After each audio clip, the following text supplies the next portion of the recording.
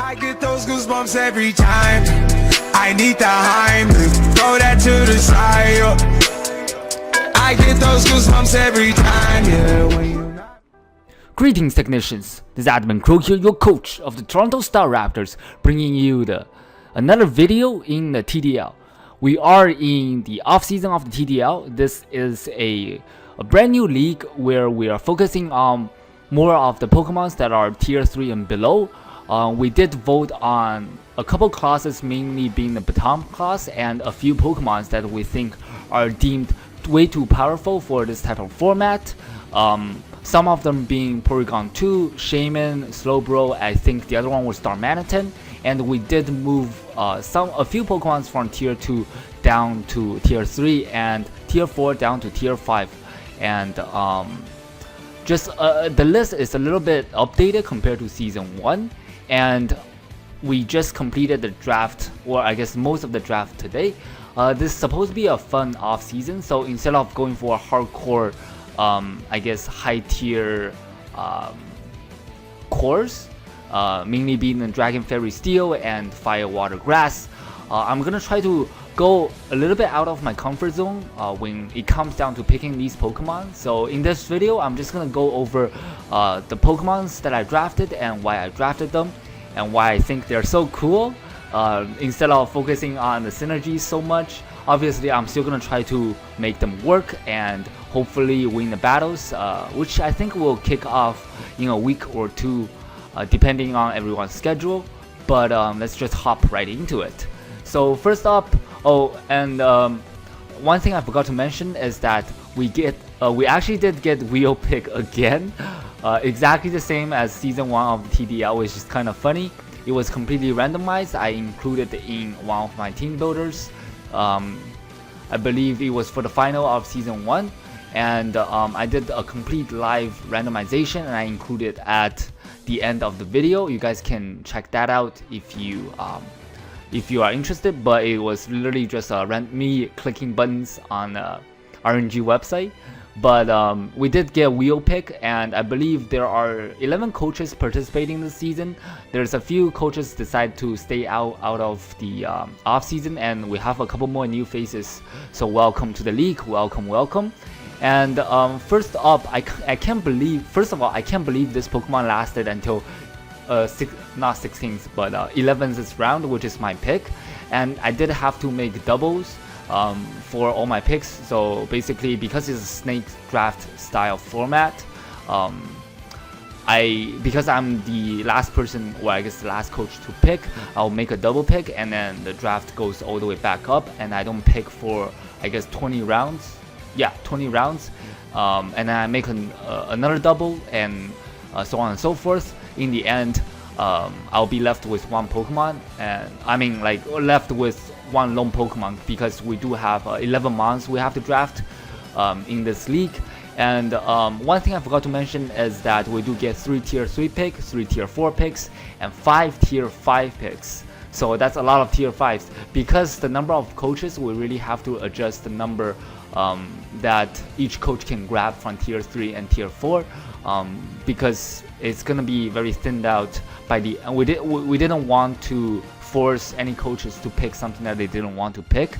So I didn't want the rosters for each tier to get too thin. That's why we limited the number of tier 3s and tier 4s the way they did. So obviously, my first pick overall is Nidoking, and in my opinion, ground types and poison types are super valued in a draft league, even though I'm trying to go for more of a fun drafting style. And Nidoking is such a powerhouse in the lower tier as itself. It's pretty much the Kieran Black, in my opinion, for lower tiers. It's very similar to Kieran Black in terms that it can pull off that Mamoswine coverage, the ground ice beam. So the movesets, the moves I put here, obviously it's not the full set, but these are the moves that I valued most when it comes down to the Pokemon. And obviously the nickname, I haven't decided yet, but the Nidoking is going to be called Alexander. And packing I guess 3 abilities, but really the one that I'm going to be using the most is Sheer Force. Alarm boost, basically Sheer Force boosts any moves that has a secondary effect. Instead of having a secondary effect, I do get that 1.3 power boost to all my moves.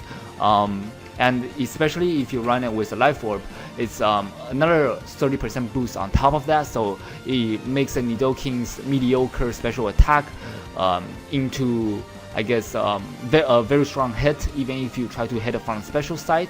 And of course it gets that nice and clean bolt beam coverage as well, and it also gets flamethrower in case I have to hit any Pokemon, any steel type that's off the ground in this format, specifically for that Bronzong, which actually got sniped away from me by Lo-Fi. As you guys will see in my next pick here, I coupled the Nidoking up with Swallow, but I'm gonna quickly go over the rest of why I think Nidoking is so good before I get into that. Obviously, it gets set up on both sides. I guess not so much the special side, but from special side, I'm gonna be using Life Orb, Sheer Force anyways most of the time. It does get both Stealth Rock and T-Spikes, and because it's a grounded poison, not only it can help me set up T-Spikes, but also it has that bonus of being able to absorb them. It also gets access to Taunt, so I can run that if I want to, and obviously as a poison type it cannot miss Toxics. And it also gets physical moves as that's being boosted by Sheer Force as well. If I want to go that route, it does get a lot higher physical attack than special attack. I can go for, instead of T-Bolt, obviously I can run that nice Thunder Punch, or I guess I can even run Thunder if I want to take the risk for that additional damage. And obviously I do get niche moves such as Aqua Tail for those off the ground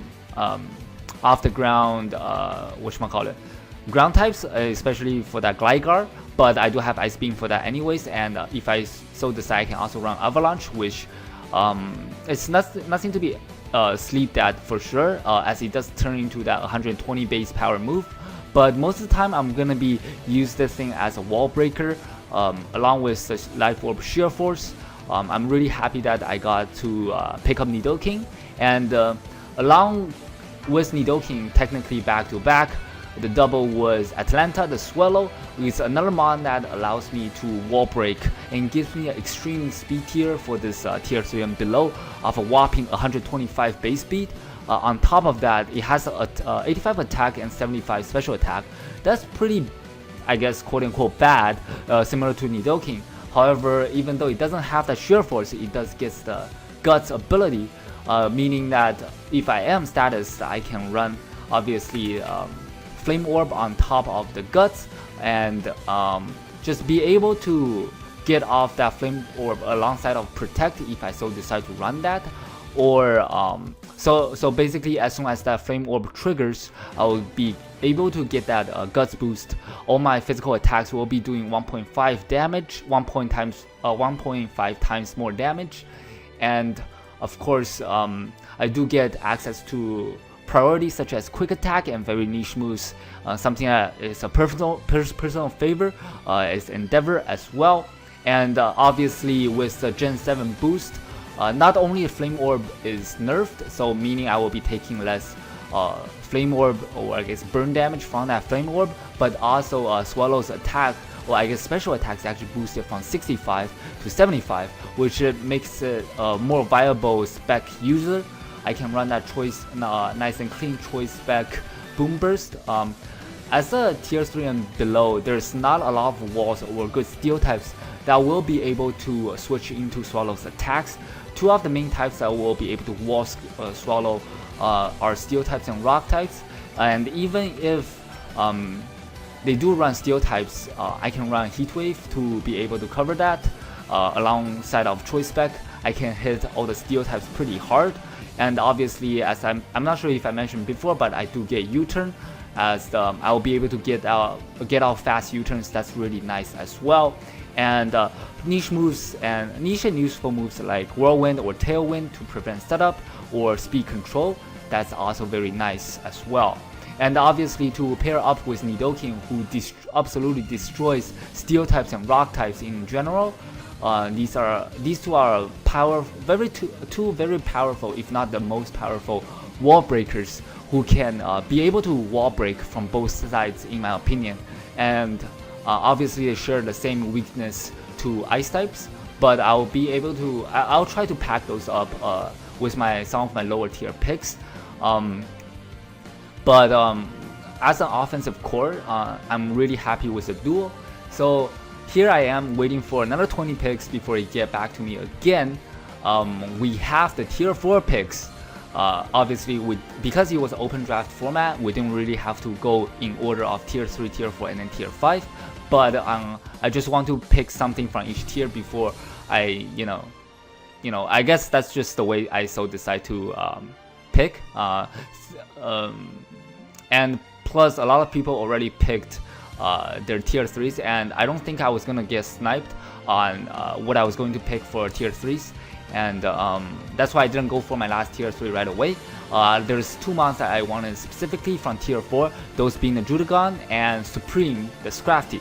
So as you can see, first of all, there's something that I want to note here. These 3 mons which I picked back to back, I just realized they have the same color scheme in terms of their shiny. So even though I'm not a big fan of shiny Judagon and shiny Scrafty, I'm actually going to be running shinies for them. So the green gang is here, the green gang is now. And very similar to, I guess, my tier 3 picks. Judagon is a mon with 3 great abilities. I'll be saying that a lot in this video, so hope you guys will be able to get used to that.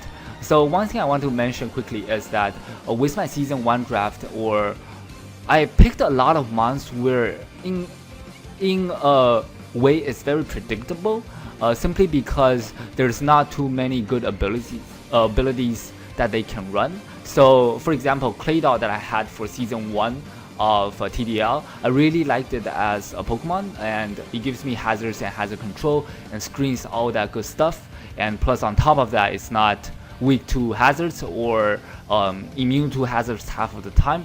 But one thing I do find it lacking is that I can only run the ability Levitate, which in a sense makes it sort of predictable and kind of boring to use. So in this draft, in this offseason, I'm going to be trying to focusing on Pokemon with a diverse pool of abilities and be able to take advantage of that throughout the season and as well. Especially when my first 2 picks are Nidoking and Swallow. Swallow's going to be running Guts 90% of the time, and Nidoking obviously Sheer Force respectively. I really want some versatility when it comes down to abilities. So I guess 3 great abilities from picking Judagon: Rough Skin, Sheer Force, and Mode Breaker. And of course Sheer Force again, that nice boosted move coming from a base attack of 120. That's crazy for a tier 3 below mon, I guess, more specifically for tier 4 mon. So it can act as a defensive switch-in. If I run Rough Skin, I can make it bulky, give it Stealth Rock, Glare as supports, and I can also run it with Sheer Force. There's a lot of moves that you can take advantage of, such as a Fire Punch and Gunk Shots, or even Crunch if I so decide to go with that route. Even though it doesn't really boost any of his stabs, mainly being the Dragon type moves, but Sheer Force is such a good ability in general. Obviously I can pair that up with Life Orb if I do run the Sheer Force offensive set, and if I run it with Rough Skin, I can give that nice Rocky Helmet to double up any physical attacks that comes my way. And obviously this thing also gets Stealth Rocks to be able to act as a lead, so it's another Stealth Rocker on top of my Nidoking, and of course it gets that nice taunt as well on top of Sucker Punch, which is something it also shares with Nidoking. So over here you can see that I'm building up all my ice type weaknesses, but I'm pretty certain that nobody's gonna snipe my ice resist, so we'll just have to see a little bit later into this draft. So up next we do have Supreme, the Scrafty. Is a mon I don't think that belongs to tier 4 in my opinion. Basically it's such a good value pick out of tier 4. There's a couple of times in past draft where I really want to pick up this mon, but I did not getting it simply because I have a better fighting type. But I think in this season in tier 3 below is where really a format where this mon can really shine. First of all, Darkroom Fighting type is such a good offensive typing. I do have that quad weak fairy weakness, but I do have Nidoking as a fairy resist, and I get that stab knockoff, which is very valuable in any type of competitive play. Just being able to get rid of my opponent's item and that access to both Dragon Dance and Bulk Up, which is two great setup moves in general that allows me to basically just sit in front of my opponent's face and be able to set up. Because I do get that shed skin ability, so in the beginning of each turn I get 33% chance actually to remove the status on this mon. Obviously, this is another mon with 3 great abilities. The other 2 being Moxie and Intimidate, which are abilities that is more commonly used on a Scrafty. Moxie allows me to steamroll my opponent's team after a Dragon Dance if I do invest enough in speed. I do have a very slow speed of 58, but that's not too bad after 1 Dragon Dance. And Bulk Up is also very nice in terms of just general setup, because I do get that base speed of 115 defense. That's nothing to be sleeped at after 1 Bulk Up as well, and my opponent can really try to toxic or burn me simply because my stress game ability, like I mentioned before. Obviously, Intimidate does what Intimidate does the best. I can run this as a defensive set if I want to as well. Obviously, I still get a reliable recovery via a Dream Punch and a priority through Fake Out. So that's something really good if I want to use this as a lead, or just Intimidate, Fake Out lead in general. And yeah, I think I covered most things that this mon has. And I do have access to Acid Spray, which is very niche. It's something I didn't know before actually, which I have a 100% chance to drop my opponent's special defense by 2. So if I want to go that route, I can as well. And this thing also acts as a phaser on top of Judagon. Both of these get access to Dragon Tail, which it's very useful against my opponent's setup. So up next we have our Dragon. We have I guess our last part of Dragon Fairy Steel Core. I picked up a regular Mawile in tier 5. After about 20 picks again. I did go into tier 5 picking up both Kingler and Mawile without completing my tier 4 picks. And again, Mawile has Sheer Force. Obviously, I don't need to explain Sheer Force again. Mawile's attack is not half bad. Alongside of Sheer Force, it can really do some serious damage. That Play Rough will be doing boosted damage. It's nothing like Mega Mawile, obviously, but it does have access to Intimidate as well, so it's I guess soft switching to a lot of physical attackers, and being able to I guess not be weak to poison types as a fairy type is also very important. And of course, this gives me another stealth rocker and another knockoff user on top of both my Judagon and Alexander the Nidoking. I'm talking about Stealth Rock, obviously. And it does get that access to Sucker Punch. Obviously, the good, everything that Mega Mawile gets, it's just less attack, obviously. But if I do bring Mawile, I'm gonna bring a more defensive set most of the time, because I don't have that huge power ability. And I didn't really want to waste pick on both the Steel type and the Fairy type, so this is a very good pickup for me, in my opinion, simply because I get to use up my picks on some of the more fun mons, in my opinion. So it gives me a little bit more flexibility, and it does get all the elemental punches as well. I guess not all of them, but it should get both Fire Punch ? Okay, I guess it doesn't get Fire Punch. It gets Thunder Punch and Fire Fang, which are both boosted by Sheer Force as well. And it does get access to Foul Play if I want to go that route when I'm more defensive variant.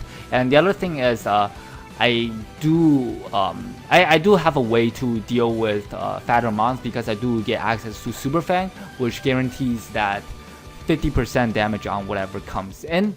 And for my other tier 5 is actually Kingler. I'm really excited about this pick as well. Of course, you're gonna see a little bit of trend here. It's another mon with sheer force. I'm trying to meme it up a little bit here with 3 great abilities. Obviously, the other 2 not as great as sheer force, right? But I do get access to shell armor, which is not as widely known on, I guess, competitive laddering, because most Kingler is gonna be running that sheer force life orb anyways. Shell armor prevents crits, and hyper cutter prevents attack drops from opposing intimidate users mostly. And so I can use Kingler defensively if I want to because of the shell armor ability. But the reason I draft this thing is because it's such a powerhouse in tier 5, whopping 130, even higher than Judigon's base 120 attack. And it's not even that slow. It has a base speed of 75.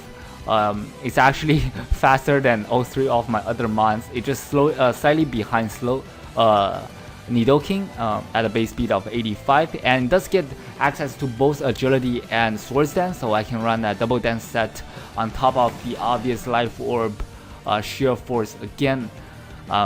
And the other thing is, a lot of people didn't know this, but previously before Gen 7, Kingler actually didn't get waterfall. I think even in Gen 7 didn't get it, but in Ultra Sun and Moon, or Sun and Moon, I'm pretty sure it's Ultra Sun and Moon, Kingler got access to liquidation. Actually, it might be Sun and Moon. Anyways, basically it didn't have a physical move to abuse its ability sheer force prior to this. So the fact that it got liquidation on top of sheer force is so huge, because it does have that very threatening attack of 130. Previously, it has to run Crab Hammer, which actually doesn't get boosted by sheer force. So that's something that I took into consideration as well. And I do have access to Haze, so it's another water type with Haze. So if you guys know me or my drafts from PCL, I do have Haze from Toxapex. So it's I guess it's a semi-bulky water if I want to go that route, because it does have a defense of 115, and a bulky water that's being able to prevent my opponents from setting up as well. And obviously it has that access to knockoff, so it gives me another knockoff user. So my entire team is like knockoff spam. So that's pretty good there as well. And it does get access for superpower. It's gonna hit pretty hard, even though it's not boosted by sheer force. So we do have the second part of our draft.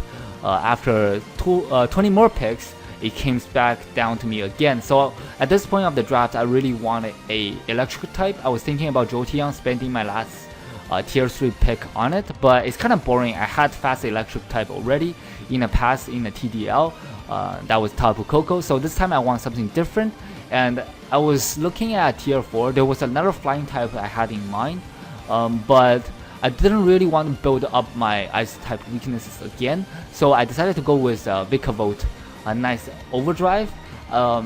First of all, this thing has to be shiny, because it's like one of the best shinies in Gen 7 in general, and it's electric type that's not weak to ground. It has that levitate ability, even though it is another rock weakness. I guess another mon that's weak to stealth rock, but I think it's something I can handle because this mon only has 2 weaknesses. I think one of them being rock, the other one being fire.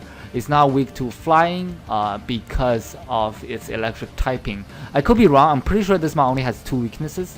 And being electric bug is such a good typing as well, because it gives me a second stab on top of the obvious electric spam.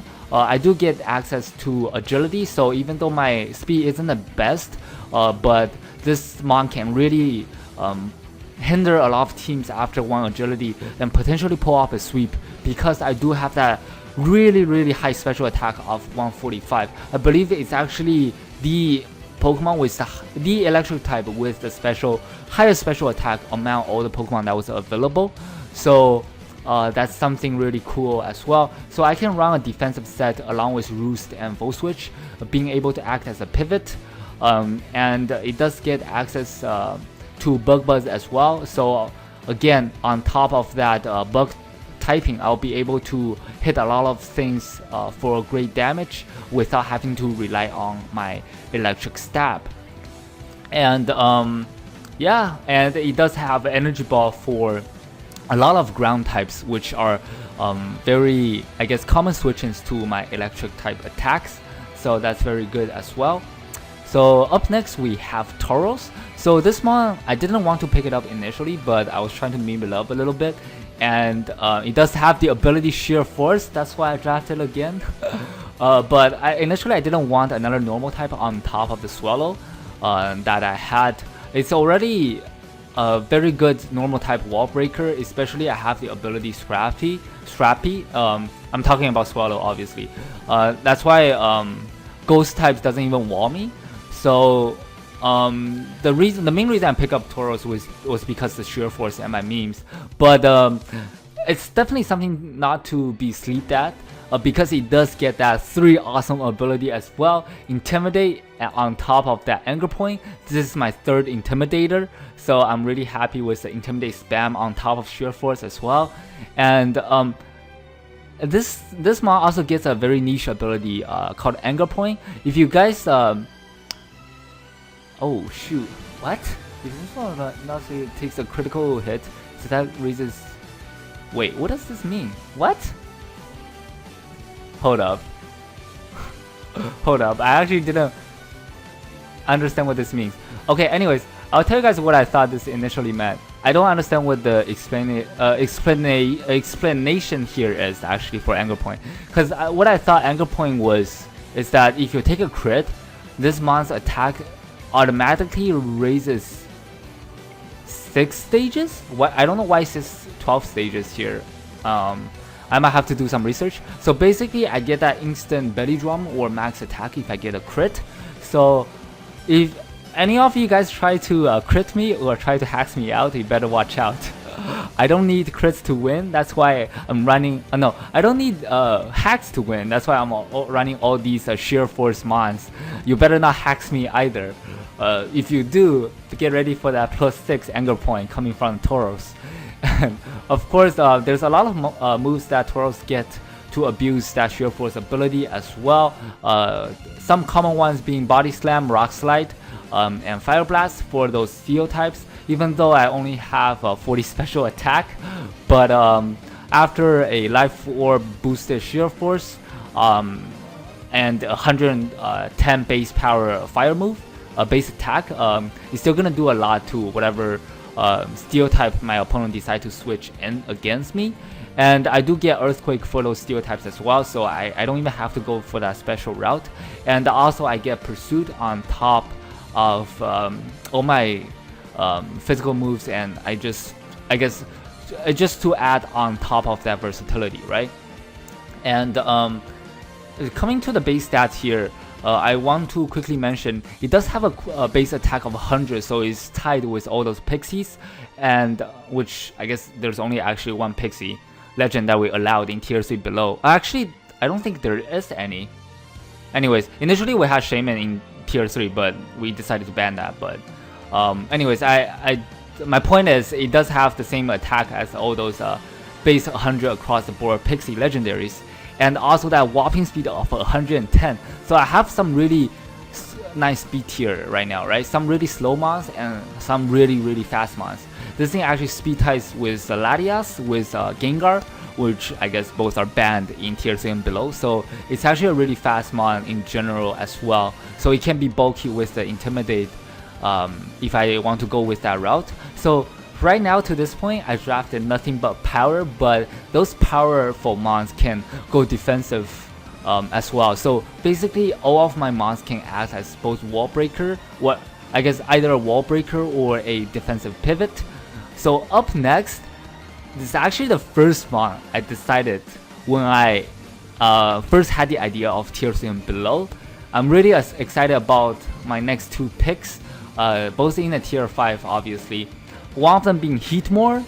I know that nobody's gonna pick or I guess snipe my fire type from tier 5. That's why I was really holding on one of my, I guess, core mons that I want to be drafting for the season of tier 3 and below. So Heatmore is a very underrated mon, right? It's a mon that I didn't even know existed until Gen 6. I saw this mon randomly in a YouTube video or something.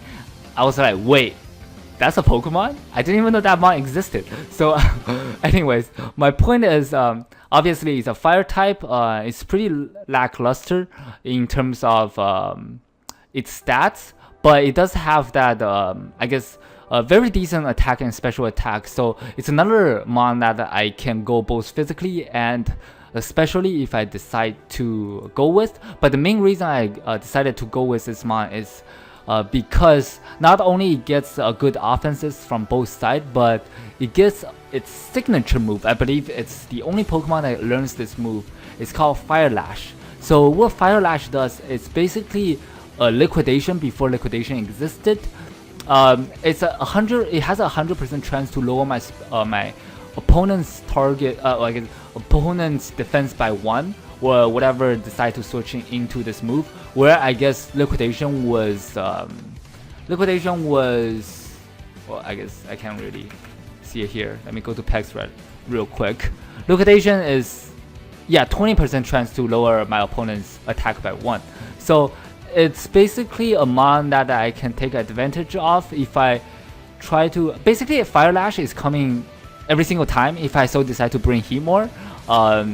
So it becomes, so it makes my opponent's mons that doesn't resist fire lesser of a switch-in, because once they hard switch into it, trying to take, even if they are physically defensive, first of all they have to decide on whether if I'm physically offensive or especially offensive, and if they did get that 50-50 right, their physical walls are not gonna be as much of a problem, because it's gonna be taking that guaranteed defense drop upon hard switching. So my next Fire Lash is gonna be doing more. It's pretty much a choice band for my next Fire Lash, if that makes any sense. And the only thing that's holding this mon back is basically the lackluster defenses and speed. So it's something that I can quickly cover with a Choice Scarf as well. It can act as a late game sweeper through that Fire Lash spam, and also it gets taunt on top of all that, and also Pursuit as well. And what else does it get? I believe it also gets Knockoff, right? Yeah, so it's another knockoff user as well.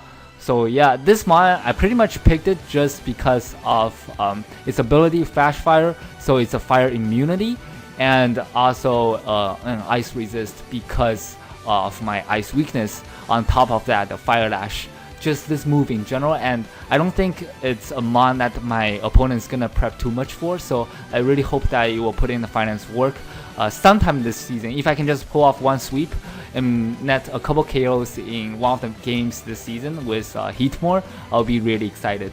And up next we do have Sango, the Corsola. So you guys probably already see I have Toxapex right here, right? So I do have Toxapex in my PCL draft. It's a very bulky water for the upper tier. In general, it's a very reliable water type, simply because its typing, it cannot be poisoned, and its ability of Regenerator. So if you compare it to Sango, the Corsola here, right? It's basically a poor man's Toxapex in a sense. So this is it's also another mon that I had in mind from the very beginning of the draft, or when the league first started. And I don't think anyone's going to be sniping me per se. There's so many good water types in the upper tier as well. And if you compare the stats for both Corsola and Toxapex, obviously I have higher special attack, but that's not gonna matter too much. We have the exact same speed, and I have lower defenses than Toxapex, but 95 on both sides is not even half bad. And even though I don't have that 150 and 154, 150 and 140 defenses respectively, but I actually do get more HP as Corsola over Toxapex. The other thing Toxapex have over Corsola is the poison typing, so that it cannot be poisoned. But I believe Corsola does get refresh, which actually removes the status anyways if I want to go that route. Obviously, I get the same ability as Toxapex, both get regenerator, and also I get 3 great abilities. Yes, I'm gonna be saying that a lot. It's not over yet.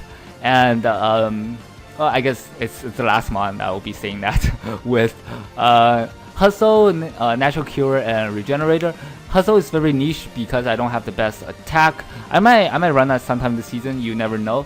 But I do get Natural Cure on top of Regenerator, so upon switch out, not only I can choose to basically recover health or get rid of my status. That's actually really sick. I believe it's the only mon that gets both Regenerator and Natural Cure.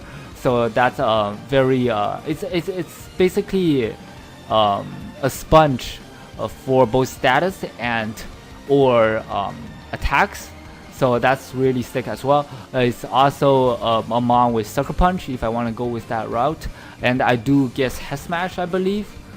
Yeah, whopping 150 base power, attack, I guess base power with stab. Obviously, I'm not gonna be doing too much with my 55 attack, but I do have the hustle ability if I wanna try to meme it up. And I do get hazards similar to Toxapex. I don't get T-Spikes, but instead I get Stealth Rock, I get Recover just like Pex, and I get Scald just like Pex. Obviously, my Toxics are not 100% accurate, but I do get that as well if I want to go with that route. So it's definitely a value pick from tier 5 in my opinion. And personally, I never really used Heatmore or Corsola, so it's something really exciting for myself to try out. And up next, we don't have Toxapex, it's just there to for comparison. We have our last tier 3 pick. It's actually my only form of hazard control. So initially, I was trying to meme it up saying that who needs hazard control when you can just be clicking offensive moves, especially those offensive moves are sheer force boosted, right? But memes aside, I really want to secure myself a rapid spinner. I do have a defogger. I'm not sure if oh, I guess Vicavolt doesn't get defog, but I only have a really poor defoggers. A very poor defogger being the Swallow prior to this. So I really wanted a rapid spinner, a good rapid spinner as well. So I picked up my grass type, which is Dhelmise. I debated between this and Serena.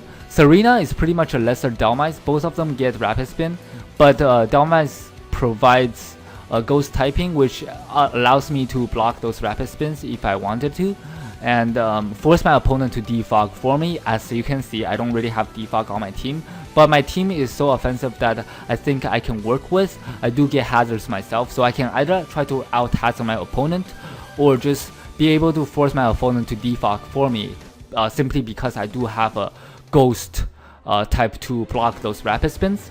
And the other thing that Dhelmise have over Serena is that it does have the ability Steel Worker. It basically makes all my steel type attack stab. I have two options, I believe. I guess three options: Gyro Ball, Heavy Slam, or Anchor Shot. Anchor Shot is very niche, basically traps my opponent, but even though it only has 80 base attack, but it's nothing to be laughed at or slept on. Coming from a mon with 131 base attack, which is definitely one of the highest mons with highest attack in a format like this, and it basically gives me a steel stab, as my other steel type being Mawile isn't all that offensive even with the sheer force ability, so it gives me a pseudo steel type offensively in a sense. And obviously I do get Rapid Spin, Shadow Claw, and Power Whip for those dual stab.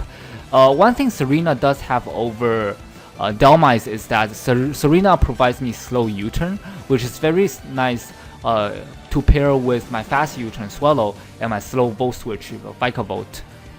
But it's a hit and miss, right? So if I do, as you can see, I really held off on my tier 3 pick, my Rapid Spinner or my grass type till the very end, simply because I do have that backup Serena as my rapid spinner. it does have a slightly less attack and slightly less defenses than Dhelmise, but it's definitely I guess both mons have their pros and cons, right? So I wasn't really worried that my grass type or my rapid spinner will get sniped from tier 3. That's why I was holding on this pick, and obviously it gives me another knockoff user on top of all that. And also one thing to note is that I do get synthesis as a grass type. On top of that, I do get switcheroo, which is something very niche as well. I can be running that choice band along with switcheroo and be able to cripple my opponent's walls. That's gonna be likely to switching into my 3 triple stab, not dual stab, because my steel worker ability. So yeah, that's the entire roster. I'm actually really happy with the mons that I drafted, but even though I don't really have a very good switching, well, I guess a very reliable way to remove hazard outside of Dhelmise, but it's definitely a team that I'm really comfortable with, and featuring a lot of cool mons, a lot of power that I want to be able to use in a lower tier draft like this.